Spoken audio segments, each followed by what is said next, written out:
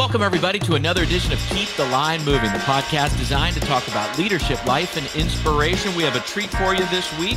This is the first of a couple of podcasts we will have, and you know what the topic is. We will be talking about Super Bowl 58, the Chiefs and the 49ers being played in Las Vegas, Nevada this Sunday, everybody. And our podcast guest today is the play-by-play broadcaster of the San Francisco 49ers, Greg Papa. I've known Greg for many years. We worked together at the Oakland Raiders. He is a friend. Greg will talk about his incredible career. You want to hear this. You want to hear his philosophy with play-by-play broadcasting. He'll give advice to young broadcasters how to get ahead in this industry. Let me give you a hint. It involves working hard. We will talk about the matchup, of course, between the Chiefs and the 49ers, the quarterbacks, the head coaches, the defense, the history of the franchises. You do not want to miss this. And then later in the week, we will have another podcast with former New York Giant David Tyree. That's right, the star of Super Bowl 42 with the helmet catch, that pass from Eli Manning. The Giants went on to beat the undefeated New England Patriots in that Super Bowl. So much to get to this week. Let's begin now with Greg Papa of the San Francisco 49ers. All right, look who it is. This guy is not only the play-by-play voice of the San Francisco 49ers, but he is my friend. I've known this gentleman for a very long time. Broadcasting legend, Greg Papa. Greg, first of all, thank you for making time. Geez, you're busy. Are you kidding me? Anything for you, Chris. You know that, man. I love you. We go back. Love we you got too. Stories to tell. Yeah. Yeah, that we do. Hey, Greg, you know, you got the red and gold behind you. You know, you're wearing the red, and I appreciate that. And tell me about this franchise. What do the San Francisco 49ers stand for? My goodness, tell me about the core of that franchise. Well, they mean so much to the Bay Area. You know, before the Giants moved from New York in 58, before the Warriors moved from Philadelphia in 61, before the A's moved from Kansas City in 68, and the Sharks came into being. They were the original franchise. They were born in the All-American Conference in 46, which doesn't get as much play as the American Football League, but they played great football. That was Paul Brown's Cleveland Browns, and the 49ers were dueling every year. Otto Graham against Frankie Albert. And then they went into the NFL in 1950. The Detroit Lions were in their way a lot of the decade of the 50s. Then the 60s, you had the Packers. And they didn't really start to roll until the merger in 70. And John Brody, they had great teams, early 70s. They kept having their heart broken by the Cowboys. And then they finally, the 81 season, they were able to break on through with the defining moment of the franchise's history, the catch game.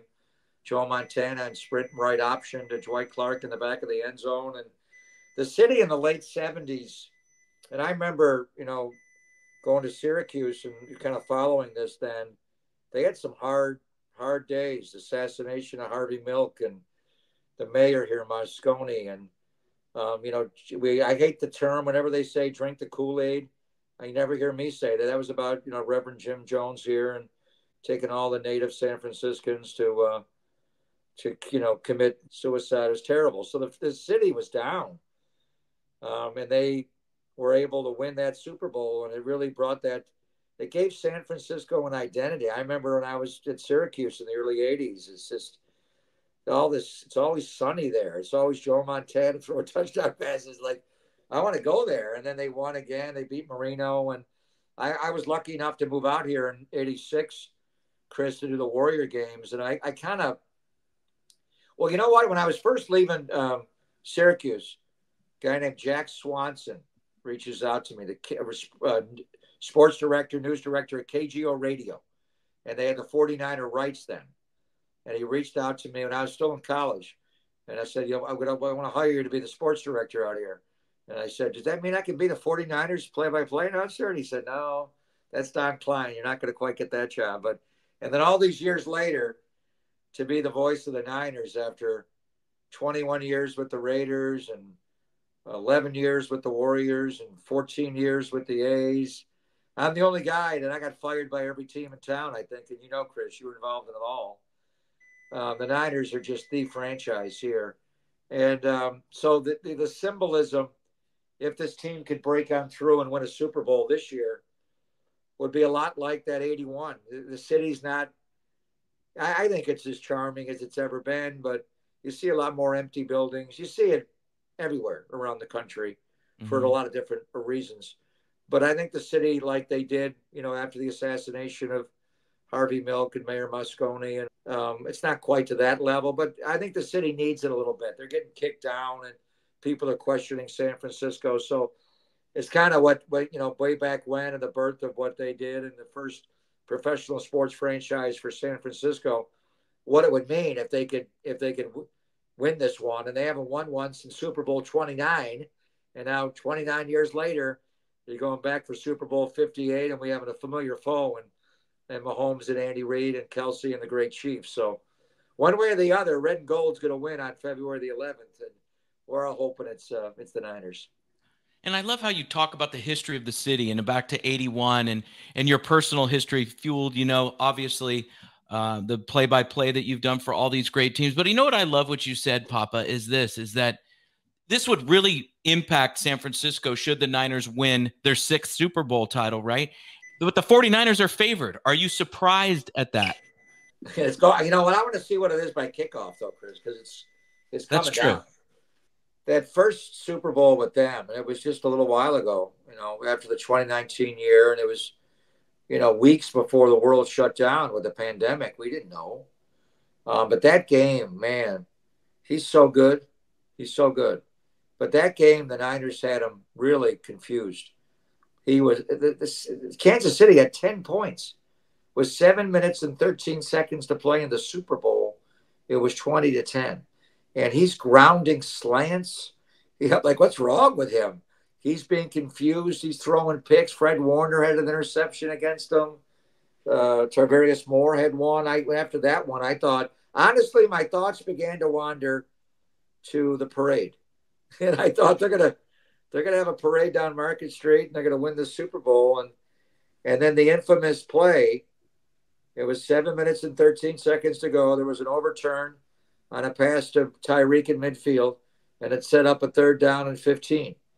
And they run this play 2-3 chip jet wasp, and the wasp part is the double move of Tyreek Hill on our corner Emmanuel Mosley, and it just Mahomes was special. Nick Bosa got held on that play by Eric Fisher, the left tackle, but Bill Vinovich, who was the referee that day, and I'll be the referee coming up February the 11th, he didn't throw a flag, and Mahomes made an amazing throw. He backpedaled like 17 yards, and phew, Mahomes did, and they got 44 yards, and it's on.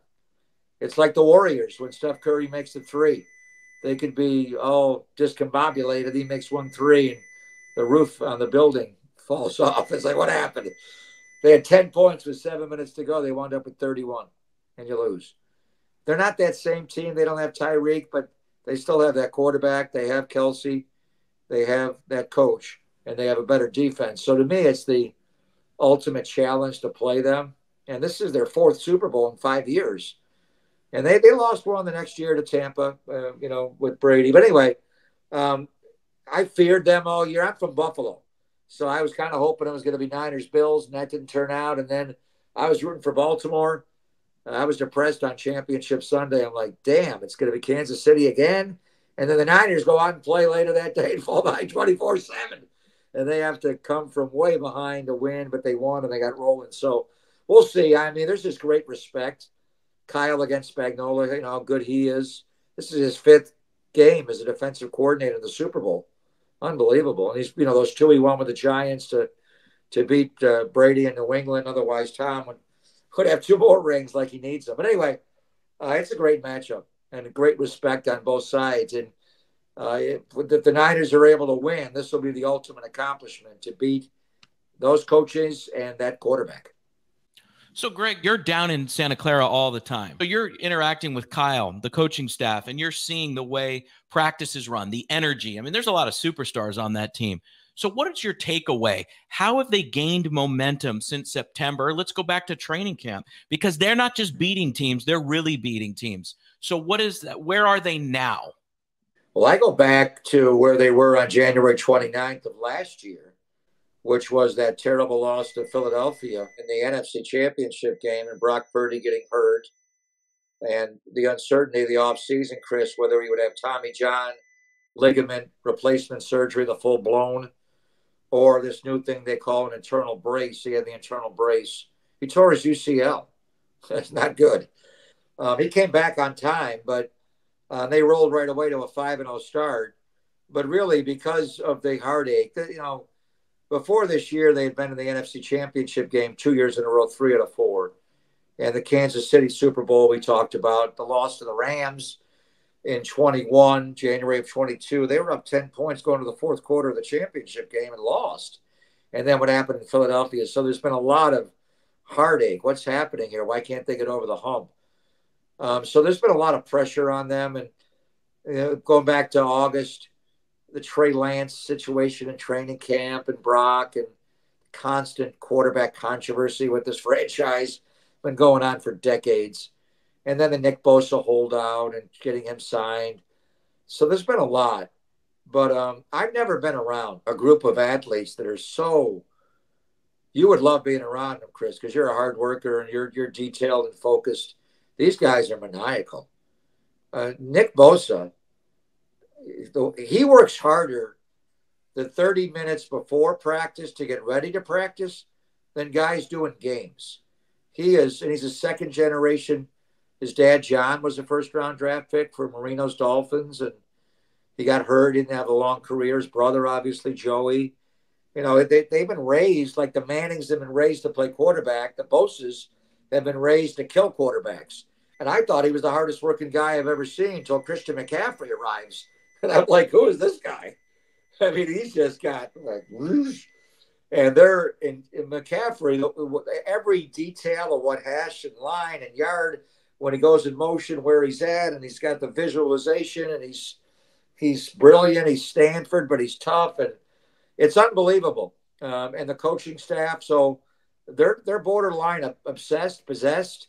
Now it's football, it's sports. It doesn't always go that way. An injury, a drop ball, a bounce of a ball, it can go a myriad of ways. But just being around them and it's like that in August. It's like that in May and off-season OTAs. It's training camp. It's like you guys ever cut a corner and skip this or that? No, hell. And Trent Williams takes every Wednesday off as far as practice. He's not taking Wednesday off. He's in with the performance staff inside, jumping off boxes and working on his body. And it's just what you see on Sundays. And in this game, 3:30 on Super Sunday or 1:00 during the year, just the effort that these guys put into what they do. It's amazing. So they're immensely talented. This is one of the most talented rosters you ever have. It's impressive. It reminds me a lot of the San Antonio Spurs in the late 90s when Tim Duncan was a rookie. And with Tim Duncan and David Robinson and Avery Johnson and Sean Elliott and then Greg Popovich, obviously, winning the first championship, and he's very Belichick-like. When you have a combination of just incredible skill with a work ethic and then incredible people, you don't have to. We're going to Vegas. You don't have to worry about guys missing curfew. Like some of the Raider teams you and I are around, you're worried about, most of the guys, if not all of them. And a few guys didn't make the Super Bowl. With these guys, you don't worry about any of that stuff. They're just high-quality people. So let me ask you this. How did Popovich create that culture? And then you just cited a similarity between Kyle Shanahan's 49ers. And it's more than one person, but they're the head coaches, right? Describe that, Greg. How were those cultures created? They don't bring in guys that won't buy into the culture. So with Pop, it's and he was the GM there before he became the head coach. And then when he became the head coach, he had R.C. Buford. They just brought quality people in. I mean, Avery Johnson became a coach. Sean Elliott's been a great broadcaster. They had the late, great Jerome Kersey. So many players. David Robinson is one of the finest people I've ever met in life, let alone sports. I mean, the guy is just regal in every, from the Naval Academy. And then Tim Duncan came in as a 4-year finished college product, and he was amazing. He fit right in. They didn't have to, what's going on with the Rook? None of that. It was like Duncan's an 8-year veteran. And then you bring Steve Kerr in. And I remember Steve and he was already, with Chicago at 3 titles. And I sat right in front of him in the bus. And it was just like when Steve Kerr got on the bus, it was like they all looked at him like, is it time to go yet? Does Steve say it's okay? It's like he's the new guy here, but he just has a presence. So Pop brought in quality people. Then later it was, Tony Parker and Manu Ginobili. And then this group, and they had a couple of misses with guys, but they're all, and Brock Purdy, we haven't even talked about Brock Purdy. This guy's a young man and his work ethic and who he is. And so a lot of it, when you scout and you obtain people, let's watch their all 22 and how do they run, how do they jump, and let's go to a combine and measure them and prod them and give a mental aptitude test. And Brock, aced all that stuff, the cognitive test that they give. But it's just, how do you know? Sometimes you got to coach them hard. Pop coaches those guys hard. He yells at all of them. In a film room, they have a session on Fridays where they evaluate the run game from the previous game. Why are the Niners so good? Because their wide receivers block like their offensive linemen.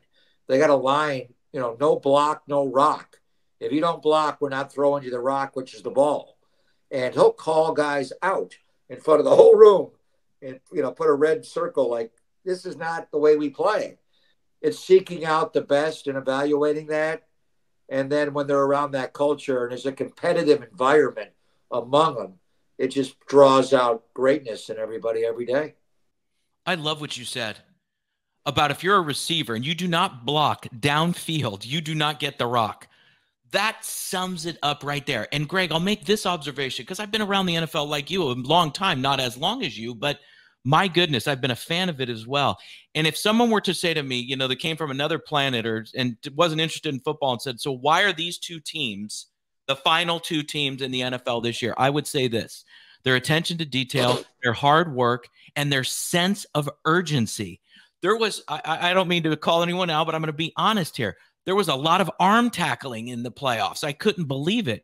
That there was just guys that, listen, this is it. You're fighting for your life, per se. Philadelphia and Dallas. I'm not going to mention any names, but Greg, the Niners and the Chiefs get after it, and you can see it. It's visible. And then the second generation part, and Kyle's a second generation coach. So he was in diapers, and Mike Shanahan's got a playbook in one hand and Kyle in the other, changing his diaper. And he just grew up around it. So for Kyle, it's that second generation wisdom from his dad, and he's not learning it. It was passed on to him like the English language. And then for McCaffrey, his dad, Ed McCaffrey, his mom, Lisa, was a great soccer player. Bosa, and then Patrick Mahomes. You know who his dad was? I know you know because you love baseball. I called Oakland A's games for years. Our biggest rival in the American League West back there was Pat Mahomes. Now all of a sudden he's Patrick, like his brother, his son, and now he's going by Junior because he's proud of his dad. It's an amazing ability, and I just think there's so much to the second generation element, from Ken Griffey Jr. to Barry Bonds to Peyton Manning, and it's just something, not just getting it passed on by your dad and mom, the athletic ability, but it's this, and it's to be calm. And Brock Purdy's dad, Sean Purdy, was a pitcher in professional baseball for a long time in the minor leagues. He was in the Giants organization. So it's just being raised the right way by quality people and then becoming quality people. And then, now, and then how they deal with pressure. I think in a game like this, McCaffrey's never played in the Super Bowl. Trent Williams has never played in the Super Bowl. Brandon Ayuk's never played in the Super Bowl. I remember Debo when we played him in February of 2020 after the 19 year. Kyle Shanahan's call sheet, the first 10 plays were 8 of them were Debo Samuel, either throwing it to him or handing it to him. It's like, wow, Debo wasn't afraid.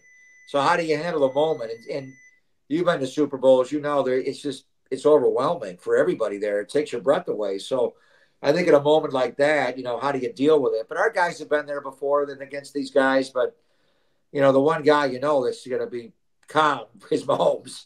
So how do you make them, a little jittery on Super Bowl Sunday? Greg, do you get agitated when Brock Purdy is referred to as a game manager? You remember Trent Dilfer, when that was, oh, that's all we heard of. Trent Dilfer played very well for Baltimore. Yes, they were all defense. I get it. Ray and everybody and Rod Woodson. I get all that.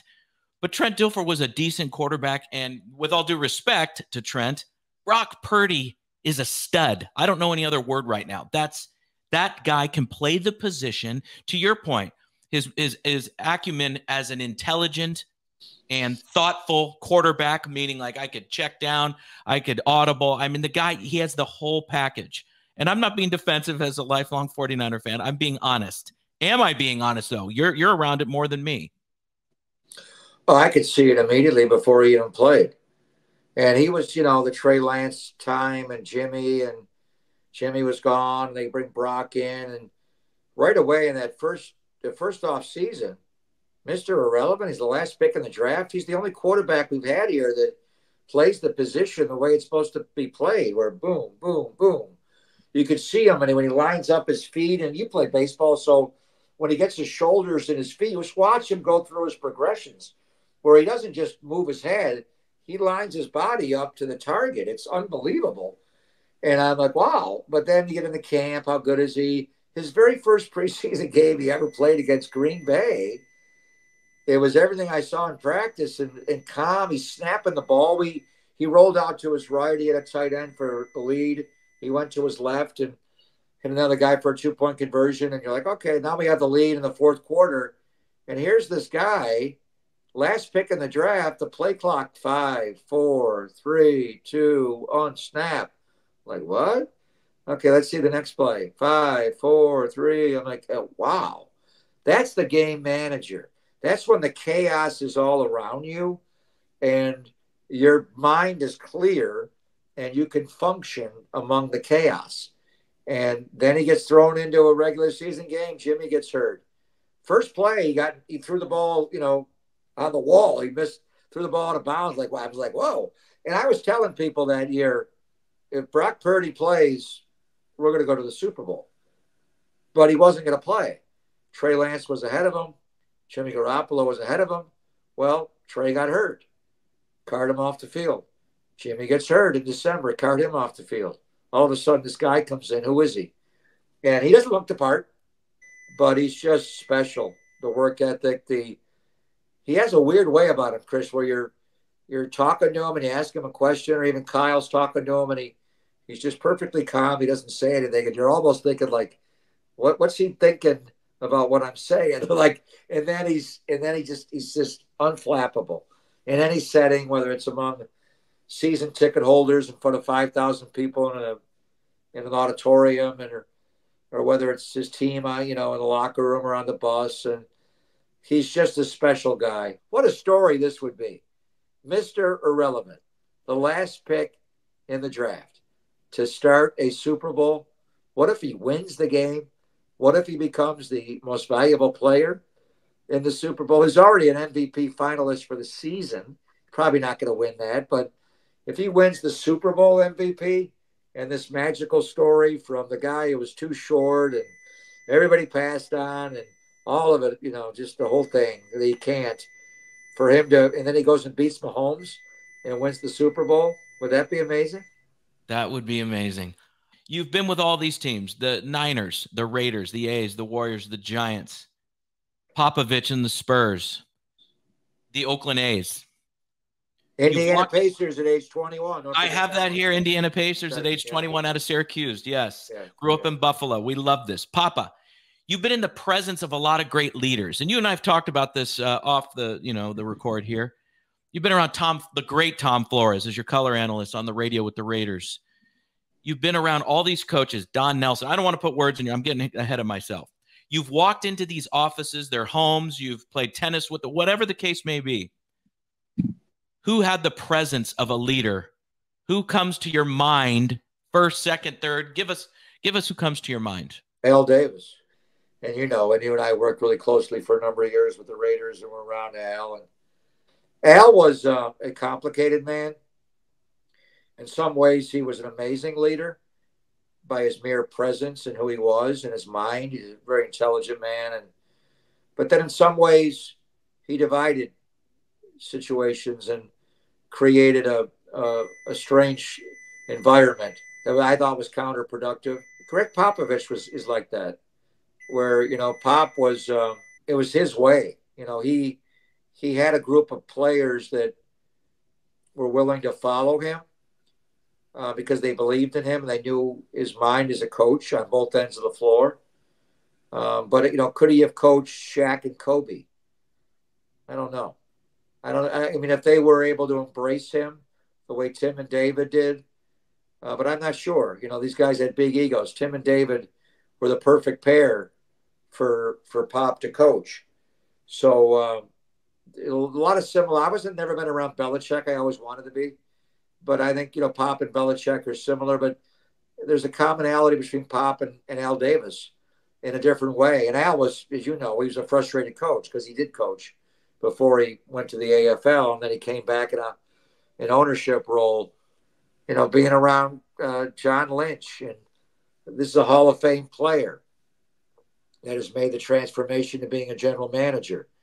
He does it in a very civil way, but then that John Lynch, the headhunter, comes out every once in a while and doesn't have to say much, but he's a great human being. Bob Myers with the Warriors, Steve Kerr, they touch you on a different level. They touch your heart. Bob's leadership was way different than Al Davis's. Could not be more different. And then Steve, and Steve as a player, I saw his civility and his compassion, and how that he knows X's and O's, and you got to be able to coach, but there's something to it. Billy Beane, compared to what I saw from Bob Myers or even R.C. Buford, very different. Billy, he brought the analytics in a, actually Sandy Alderson did, and I love Sandy even more than Billy. A very automated, technocratic way of looking at sports, where you're not with Bob Myers crying with them. You're looking at that, the spreadsheet and the statistics and the analytics, and so there's a million ways to be able to lead men. And then being around Kyle Shanahan now, and my relationship with Al Davis and his dad Mike, and I had a whole different impression of what the Shanahans were. The thing with Kyle is the brilliant mind of a Bill Walsh and a play designer with just brutal honesty. Just, I'm not going to charm you. I'm not going to tell you what you want to hear. I'm going to tell you what you should hear. And not everybody can take it. But if you're able to understand he's making me better, then you can do it. And the ultimate result, I mean, these guys came, Trent Williams came here to play for Kyle. He was with him in Washington. It's the commonality of the work ethic and the respect for each other. So leadership comes in many forms, whether it's Al Davis giving you that look, even after you win a game, he'd give you that look. Different style than Bob Myers, where we just lost the championship, slipped through our hands, and I'm going to be with the guy that got suspended for Game 5. So, and Steve Kerr and his different style than Kyle Shanahan and how they present a game plan.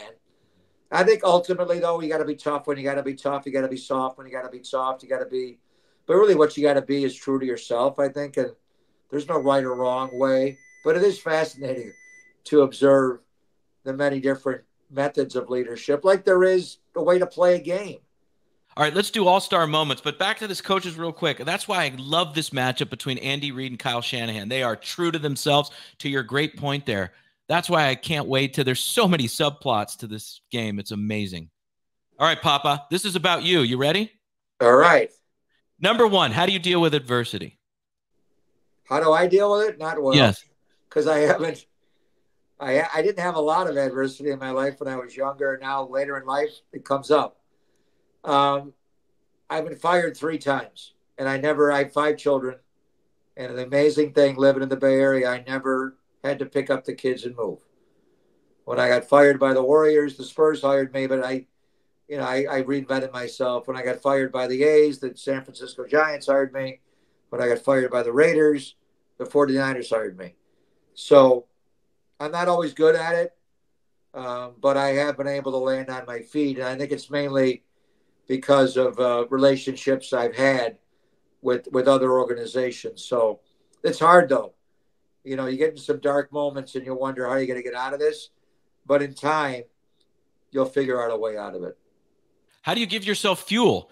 I guess it's just the fear of failure that we all have deep inside. And you just got to, and then you wake up and you're like, I don't know any of the Kansas City Chiefs players. I'm not going to do this game. And, you know, it's by the time, you know, it's time to go, it just comes out, and it's the same it's always been. But I guess it's that fear of what if I screw this up? All right, Papa, never give up. What does that mean to you? Never give up, never give in. And there are times where you think, you know, this is it. I'm done. I'm not going to do this anymore. I've done this too many times. But at the end of it, what other choice do we have? You can't give up. There's not an alternative to give up. So you're going to have to reinvent yourself in some way, no matter how it hits you. But sometimes the emotional trauma, especially when you lose somebody close to you, makes it difficult. But you can't. Absolutely. There's no alternative. I mean, giving up is cashing out, and that's not going to happen. And lastly here, Greg, there's a lot of young broadcasters that are most likely listening to this when they saw your name pop up on the queue there. What would you tell them, whether that's a talk show host or play-by-play? I know you get asked this all the time, but it's gold. I mean, you're at the top of your profession. What would you say to those folks? Everything that we see in great athletes, work hard. I mean, what I would say is the industry's different than when I got into it. There are a lot more openings to be employed, but it's more competition because everybody wants to do it. What I would say is celebrate the winners. Don't always be quick to play the blame game. And I think that's just the way the world, our society, we got off track for a number of years where we're just looking to pick on each other. And I grew up in the Dick Enberg School of Broadcasting, where on any given play, somebody's going to make a great play and somebody's going to make a not great play.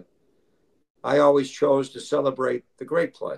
So I think as broadcasters, whether it's play-by-play or talk shows or podcasts or writers, and let's just have a little civility and try to understand how hard it is for these men and women to do what they do. And don't be quick to pounce. And don't be angry. Everybody's so angry.